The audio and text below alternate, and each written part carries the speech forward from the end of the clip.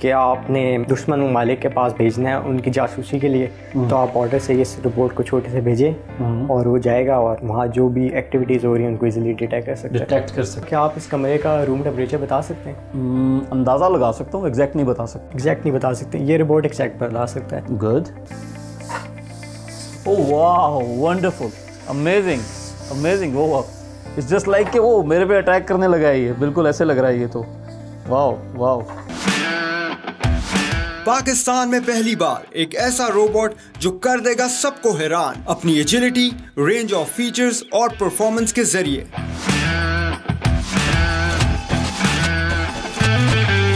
Robotics की दुनिया के एक नए नाम अब्दुल वासे के वर्कशॉप एरिया में, जिन्होंने एक ऐसा रोबोट बनाया है जो ना सिर्फ ह्यूमन एफर्ट्स को एम्पलीफाई कर देगा बल्कि ह्यूमन सिक्योरिटी को भी बढ़ा देगा। Welcome to our show Abdul Wase. सबसे पहले तो हमारी ऑडियंस यही जानना चाहेगी कि ये रोबोट ह्यूमन पोटेंशियल को कैसे एम्पलीफाई करेगा। फर्स्ट ऑफ ऑल आमिर भाई, thank you for having me in this show, और आपने मुझे इन्वेट पाकिस्तान की ये अपॉर्चुनिटी दी है कि मैं इस प्लेटफॉर्म पे आके अपने प्रोडक्ट को प्रेजेंट कर सकूँ। वेलकम। सबसे पहले मैं आमिर भाई आपसे सवाल पूछना चाहूँगा, क्या आप इस कमरे का रूम टेम्परेचर बता सकते हैं? अंदाज़ा लगा सकता हूँ, एग्जैक्ट नहीं बता सकते। ये रोबोट एग्जैक्ट बता सकता है। गुड। क्या आप ह्यूमिडिटी बता सकते हैं इस रूम में कितनी है? नहीं। ये रोबोट बता सकता है। वाह।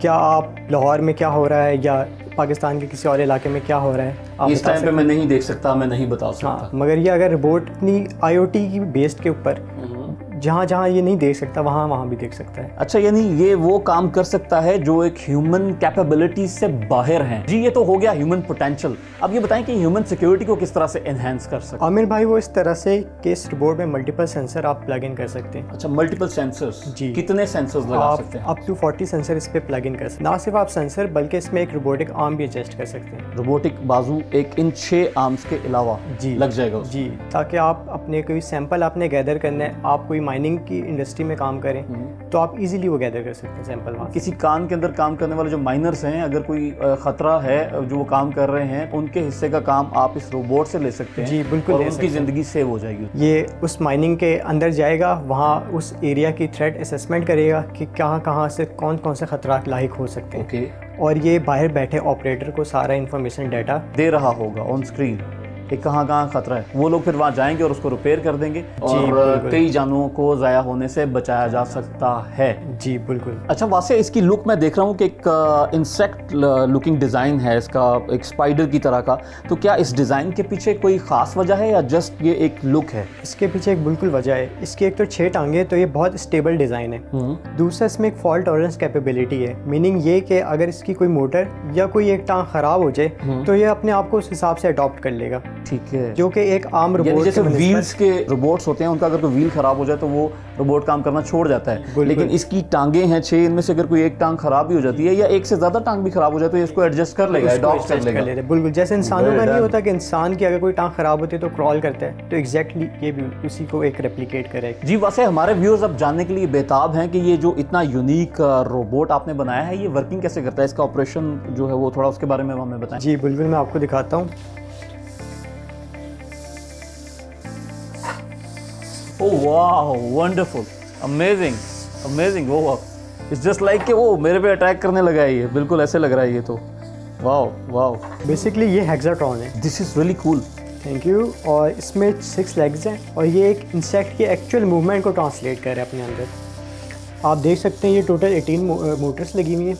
हाँ, अभी जो टॉप 6 हैं वो मूव कर रही हैं, नीचे वाली जो 12 मोटर्स हैं वो जी बिल्कुल रुकी हुई हैं। अब ये काम कैसे हो रहा है, इसके नीचे एक माइक्रो वो कंट्रोलर लगा हुआ है जो इन तमाम मोटर्स को कंट्रोल कर रहे हैं। ठीक है। ये प्रोसेसर लगा हुआ है हमारे पास जो इन तमाम मूवमेंट को जो है ट्रांसलेट कर रहा है उस प्रोसेसर के अंदर, माइक्रो कंट्रोलर के अंदर। तो अभी इसकी जो नीचे वाली मोटर्स हैं वो मूव नहीं करेंगी? ये मैंने एक सेट की हुई है फंक्शनैलिटी कि अभी ये जो है ना ऊपर नीचे जो है ना एंड वाले जो एंड फैक्टर है उस पर ये आगे लाइट लगी हुई है। ठीक है। और इसके नीचे कैमरा लगा हुआ है। ये लाइट कैसे ऑन होती है? ये लाइट बेसिकली इसमें हम यहाँ पे प्रोग्रामिंग करते हैं, आप इजीली लाइट ऑन हो जाएगी। डार्क में देख सकेंगे, माइन में भेजना है, जंगल में भेजना है, कहीं पे भी आपको डार्क में भेजना है तो लाइट के जरिए। और ये सामने वीडियो स्ट्रीम के आ रही है आपको। जी बिल्कुल ऐसे। ठीक है। ये सामने कैमरा लगा हुआ है, आपने मोबाइल लगाया, IP इसने जनरेट की, वो आपने डाली और आप ये इजीली जो है VR के अंदर देख सकते हैं। व्यूअर्स, मैं आपको बताता चलूँ कि VR से मुराद वर्चुअल रियलिटी है कि अगर आप इन ग्लासेस को ये देख सकते हैं आप इस तरह से, और इनको अगर आप वेयर करेंगे तो आप बिल्कुल वही देख सकेंगे जो रोबोट देख रहा है।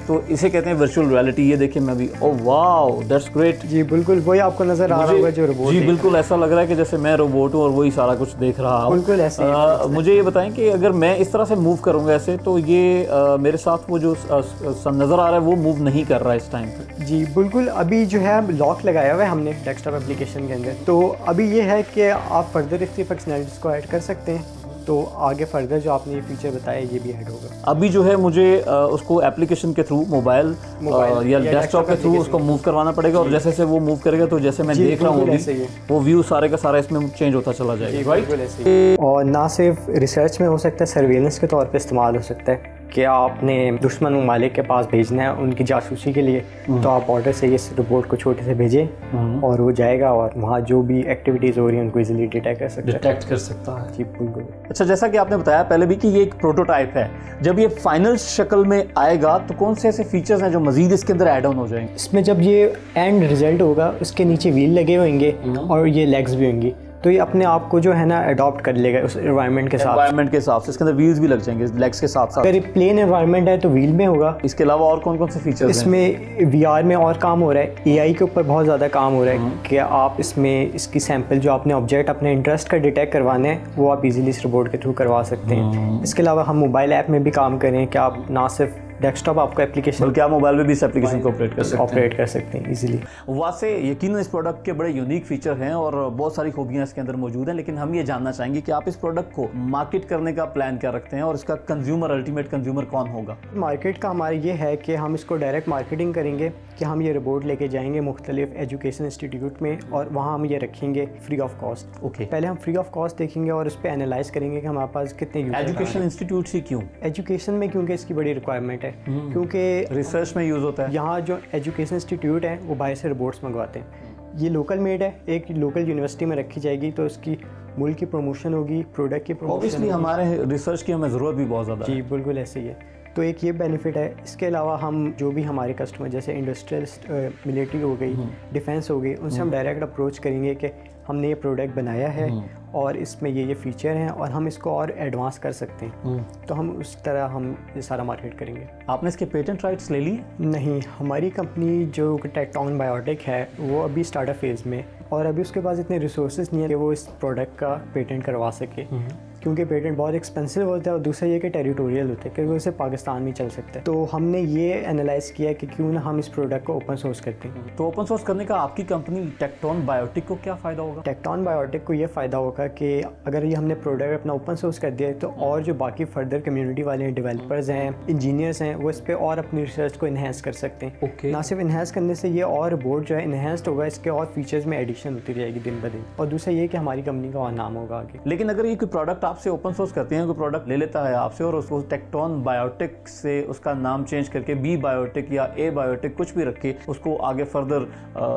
यूज़ करता है, आपका नाम तो ख़त्म हो गया, आपकी कंपनी को क्या फ़ायदा? नहीं, ओपन सोर्स का ही फ़ायदा होता है कि आपका एक वो लाइसेंस देते हैं पूरा, उसमें एक पूरा टर्म्स एंड कंडीशन लिखा होता है। ओपन सोर्स का लाइसेंस होता है? जी, ओके। इसमें टर्म्स एंड कंडीशन लिखी होती हैं कि आप ये कमर्शियल लेवल पे इस्तेमाल नहीं कर सकते, ये बेसिकली डेवलपमेंट फेज़ के लिए और डेवलपमेंट पर्पस के लिए ही इस्तेमाल होता है। तो अभी ये प्रोटोटाइप फेज़ में है, आप इसको मैस प्रोडक्शन में किस तरह लेके जाएंगे? जब ये कंप्लीट हो जाएगा तो हम इसको ओपन सोर्स करके जो मार्केटिंग करेंगे उसमें हम एक ट्रैक्शन गेन करेंगे, हम इन्वेस्टर को बताएंगे कि हमने इतने यूज़र गेन किए हैं, तो इससे हम इन्वेस्टमेंट रेस कर सकते हैं और हमारे बाकी बहुत ज़्यादा पॉजिटिव चांसेस आ जाते हैं कि हम इन्वेस्टमेंट जो है रेस कर सकें। ओके, फिर उस इन्वेस्टमेंट के ऊपर डिपेंड करता है कि फर्दर हमने आगे एज आ मैस प्रोडक्शन की तरफ लेके जाना है या नहीं लेके जाना। व्यूअर्स, आपको बताता चलूं कि पूरी दुनिया में इस वक्त रोबोटिक्स की मार्केट वैल्यू $77 बिलियन थी। 2020 का जो उसके आदाद-ओ-शुमार थे वो $77 बिलियन थे, लेकिन अगले 5 सालों में फोरसी किया जा रहा है कि इसकी प्रोजेक्शन जो है 77 से $177 बिलियन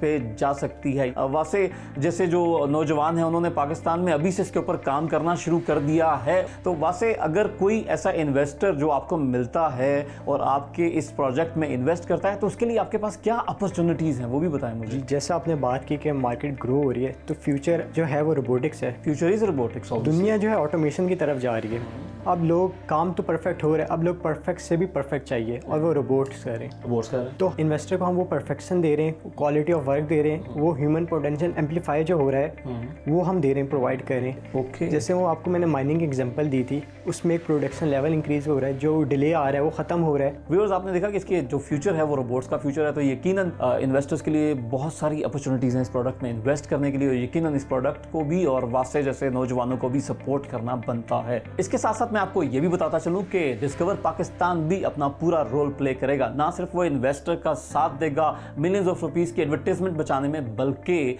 और उसकी प्रमोशन करने में भी हम वासे का भी भरपूर साथ देंगे इसकी प्रमोशन में और पूरी दुनिया को दिखाने में कि हमारे नौजवानों के आइडियाज और इन्वेंशन में कितनी जान है। थैंक यू वासे for giving such a wonderful product to the nation.